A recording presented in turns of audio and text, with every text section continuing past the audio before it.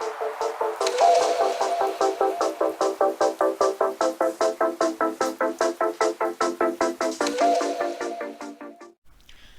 it going, Scrub Gamers? Welcome back to another video here at Scrub Games, and today we have the deck list for the deck I ran out the last week's Webcam Locals, the first Webcam Locals where we've had some prizing on the line. And with most of them, I like to play a different deck every week. So what I've been doing recently, and well for quite a bit now, is put into a vote on what I play, because it's a Webcam Locals. It's just for fun. It's just a play. I like to test something different every time, and I put up to a vote, and for the options for last week it's between Golden Frieza, Green Caller and Hatjack. So the more votes went to set one Golden Frieza, so I went and played that, and I had a lot of fun doing it because I do love my yellow decks, and it was so much fun. I ended up going 2-2, which you could see if you watched the stream upload from Monday, or to watched it live on my stream that I streamed on Friday. And it's just so much fun. It's one of the very few set one leaders that are still viable. Like, I can't remember what many of them really now. I think it's the only other one I could think of. Well, there's Soul Striker, but that was more the starter deck, and then OG Green Broly is the only one I could think of. I can't think of many because the blue Beerus got rebooted, so technically that's a set 9 one. But I had a lot of fun playing it, and it's nice to play like this deck. This deck just gets support over and over from just getting Frieza's army cards that are helpful to it. And yeah, I'm just gonna go over my list, the turn play progression as well, and also go over the side deck as well. So if you do want to play this try out, you're free to do so. So without further ado, before we go into the deck list, I do want to say shouts to Duke's Gaming for sponsoring by giving us some packs for the Webcam Locals, and also the winner trunks as well to give at the end of it. And yeah, if you're ever from the UK and you need to get some TCG product, then hit up Duke's Gaming. Great prices, great owner, and just a great place and all. And also as well, shout out to DBS Deck Planet for bringing us the best and only deck builder in the game, where you can build your decks, manage them, have extra features as well, be able to test on that by importing it straight away, instantly printing off your deck list, so you don't have to write out the tedious long names from the cards, and being just like very helpful and just updating constantly over time, being a deck builder for the players. Shouts to Deck Planet. And link to those two places are down below if you want to check them out as well.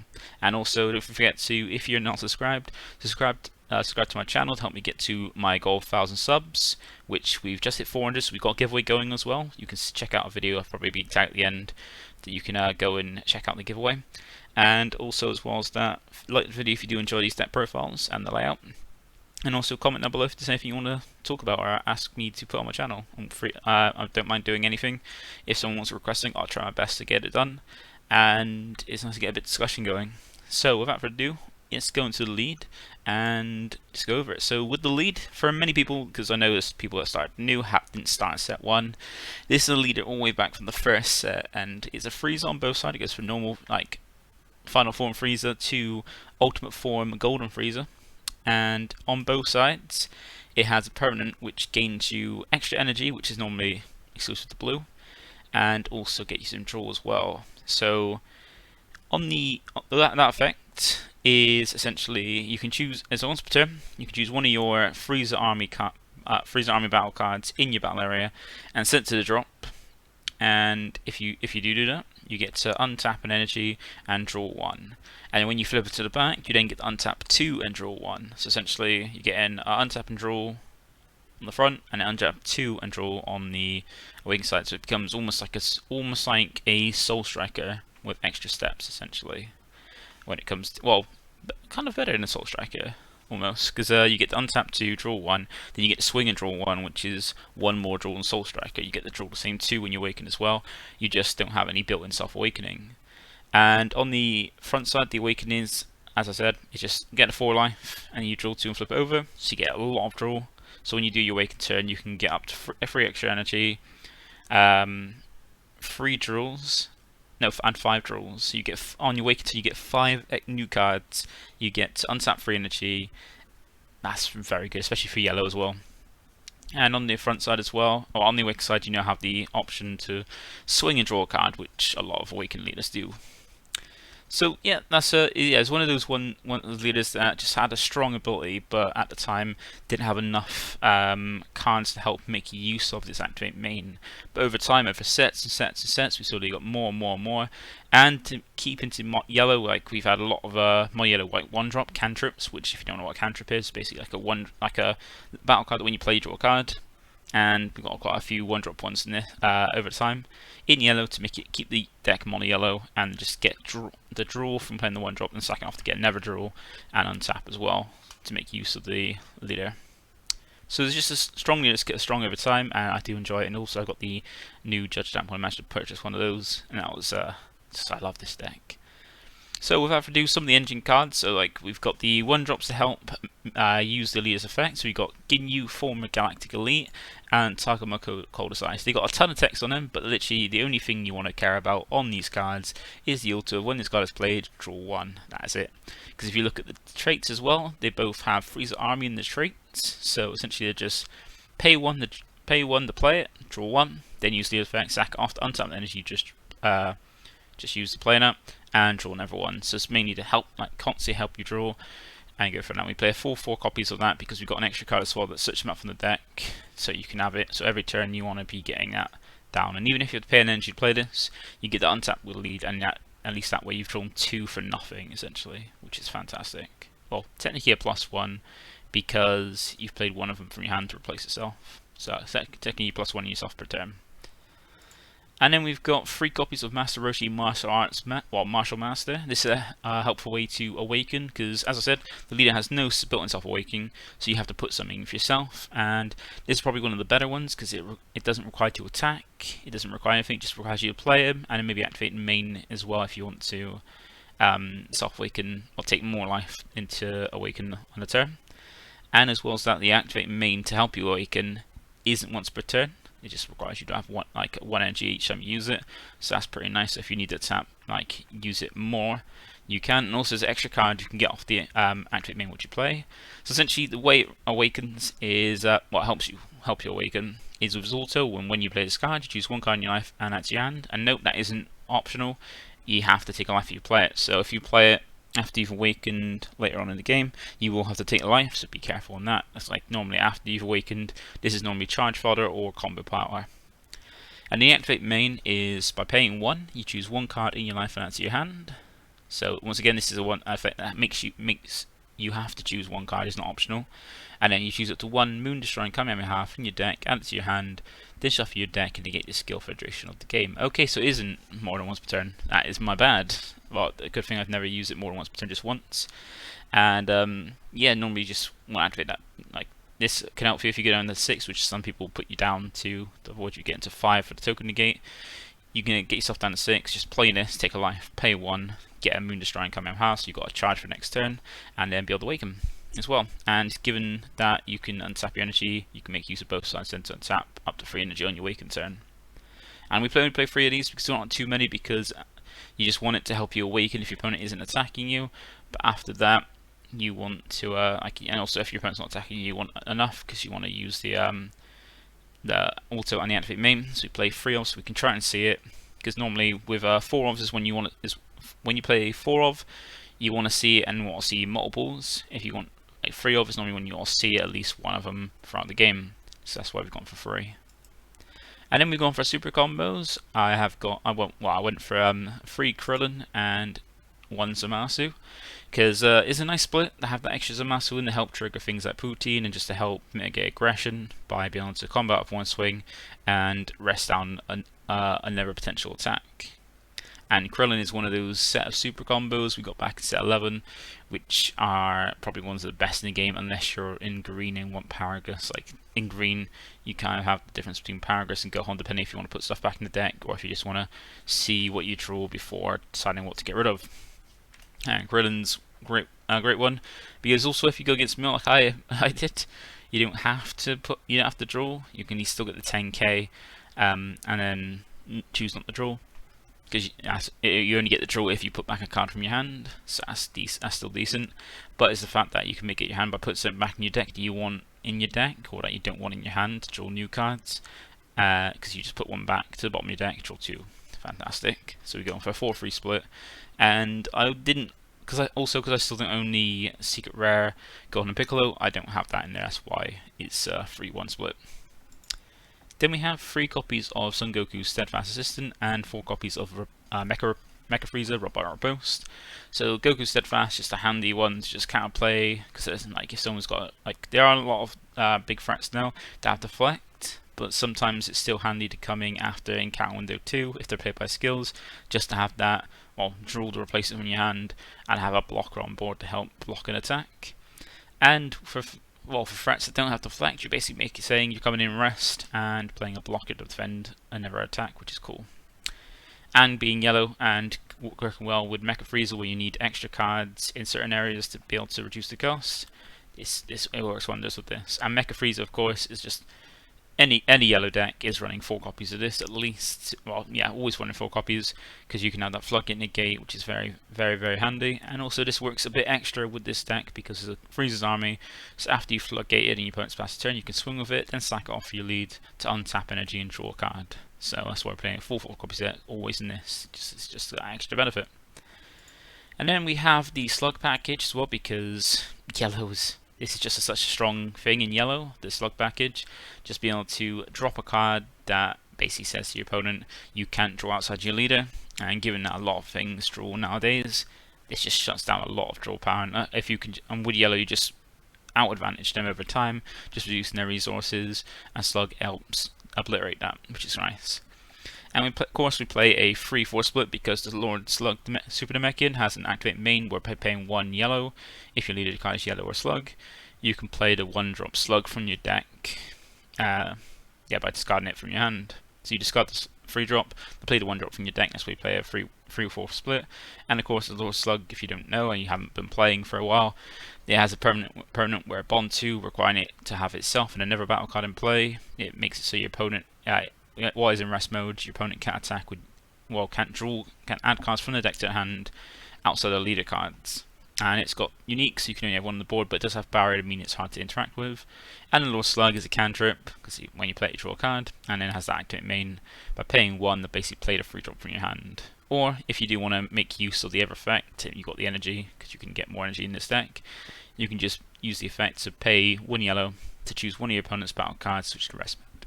So your opponent's got a blocker, or something you want to swing into, you can just tap 1, rest it.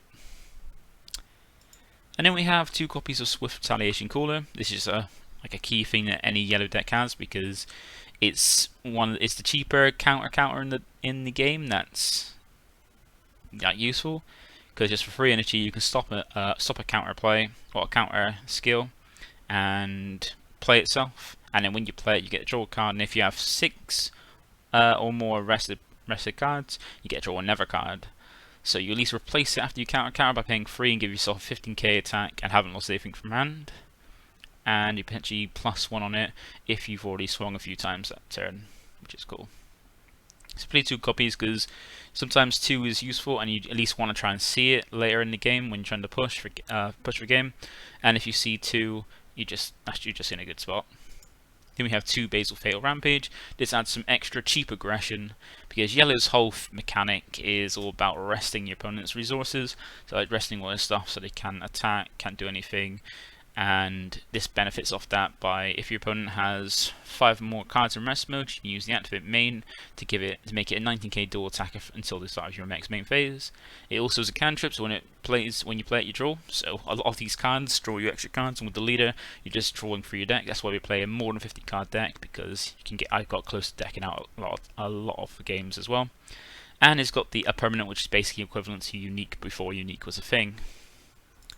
Then we have a copy of Bergamo Ferocious Roar. This is limited for a reason, just because of the fact that by paying for 2 energy for its first auto, when one of your opponent's cards switch to rest mode, you can play it from your hand. So that doesn't seem impressive, playing a 20k 5 cost for 2 energy, but the ever auto is what makes it that strong and why it's limited to 1, because if your leader card is yellow or your risk 9 card, when you play this card you choose up to 2 of your opponent's battle cards and or energy, ignoring barrier and switching to rest mode.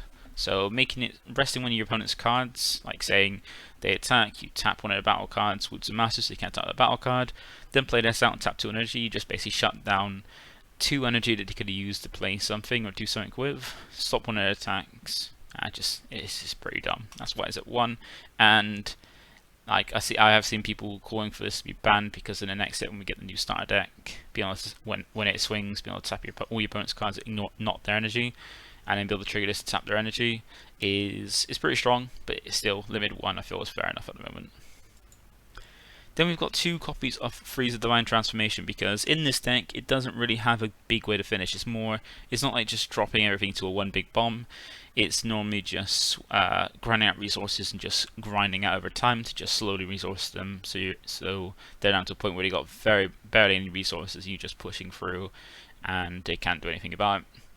And Frieza Divine Transformation is a good one for the late game, where if you get to 5 energy, you can just drop it. It KOs all the battle cards in rest mode with its auto, and switches off to active mode at the end of it, so you get to play it, pop all the rest of the stuff, which they should have a lot of it because you're yellow, you're tapping your stuff down, and then attack with it and restand it to be a up to 25k blocker. Also it has double strike, so you play 25 double strike is quite a good spot. And it's also got a permanent where it can't be removed from your battle area by your opponent's skills, so unless they're going to minus it down to 0 or negate its skills, it's not going anywhere by skills. And a really handy effect where, once on board, when your opponent activates a counterattack skill, you can choose up to 2 of their cards, switch into rest mode, and they can't restand them until the end of their next turn. So that more deters them from being able to activate counterplays. Like, it's just trying to punish them for doing anything really in this deck. So punch them for drawing, punch them for like countering you, punching for playing stuff, and punching for trying to attack you is a lot of what this deck does and yellow does in general.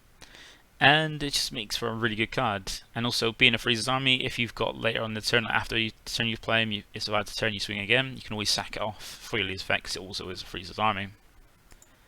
And then we got 1 copy of Champa just to help close out games if need be, just because it can give like any card swinging double strike when you combo with it. It's really handy to close out games. And as I said, this deck doesn't really have a strong closer. And then for some of the black cards, we have 2 copies of Putine, because there's many ways to trigger this with Mecha, with Zamasu, and Pagama and stuff like that. Like quite an easy way to trigger this. And then we've got a secret rare being a Supreme Card Time, just because yellow doesn't have the greatest in terms of dealing, like greatest effects in terms of dealing with unisons. So I put in the Kai because you can, if your opponent, because the thing with yellow is your opponent has to think about what they're going to swing with. Because if they swing with a battle card, you can have the Zamasu come down and rest the lead, so you don't get something to lead. If you swing with lead, you can potentially get Nimbus or something to make it so you can't really attack with battle cards for the turn.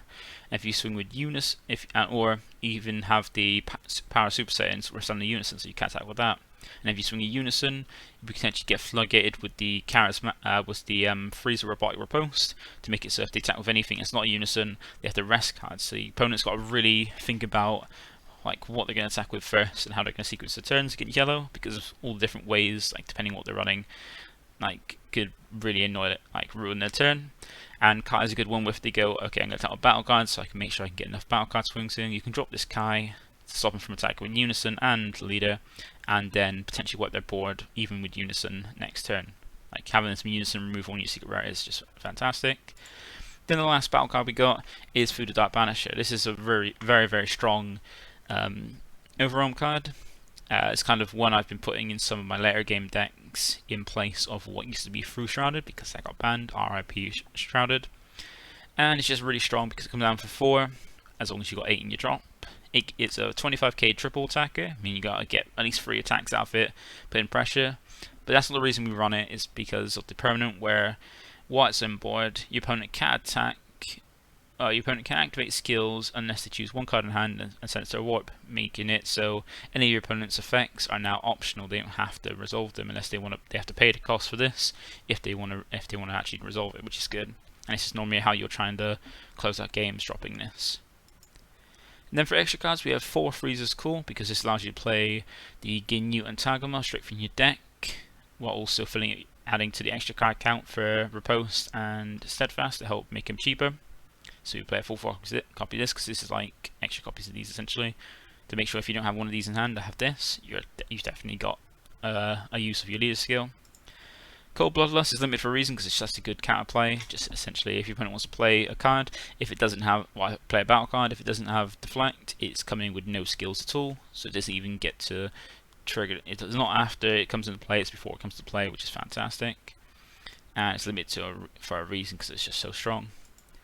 Then we got the ever limited card, like so we're playing 3 limited cards because they're powerful, and the power to Super Saiyan, just be able to rest one of your opponent's battle cards in unison for free, and then draw a card. It's fantastic because of his active battle, where if your leader's yellow and you have one, you can draw one card and choose one of your opponent's battle cards, or unison switch to rest mode. You can activate copies of this card for the rest of the turn, but that's okay, it's limited to 1.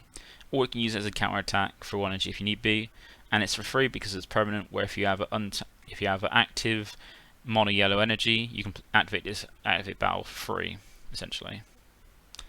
Then for the last 4 battle cards, we've got 2 copies of Fell Flash, just so we can ignore a barrier and continue on with what we want to do.